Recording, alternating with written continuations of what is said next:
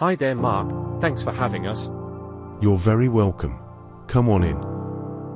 This is Mark's home studio, which he built in his attic. It has all the equipment he needs to deliver great sounding lines.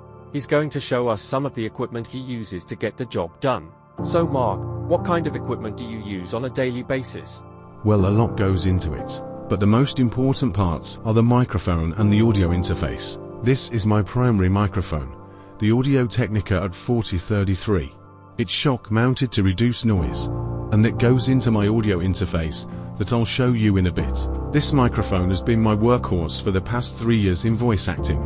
These are the headphone I use, the Dynamic DT770s. I have to use closed back headphone to reduce noise bleed when I'm recording. They are also very comfortable for long recording sessions. This is my mixer. This part is not too important for me at the moment, but it's more for quality of life. It allows me to change the levels of different audio sources very quickly. This is my audio interface, the Apollo Twin. This part is instrumental to my studio, as without it, no studio will actually work with me. It also provides some really nice audio filtering, so I don't have to do it myself later. What got you into voice acting? Well, I have been in radio for a number of years, and I have always been told that I have a great voice, but I sat on that 4 years before putting my name out there. And since then, it has grown and grown. And now I'm in AAA games like Diablo 4. Do you do anything to prepare for a voice acting session? Before a session, I will first have a look at the character background and description to get a feel for who I am playing. And from there, I do some microphone tests and a vocal warm-up.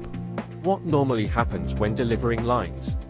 Well, it can be a pretty hectic affair. Most people probably think it's standing behind a mic and shouting into it for an hour or two. But you standing, you're extremely animated, hands are flying, there's so much body movement because it gives better results. I've actually had an injury in my shoulder after a session because of how heated I got. Once everything is recorded, what has to happen next?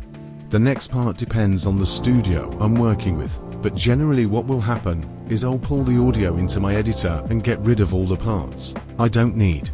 Piece everything together and master it, so it fits the description I was given initially. After that, it's off to a studio in Ella or London for feedback.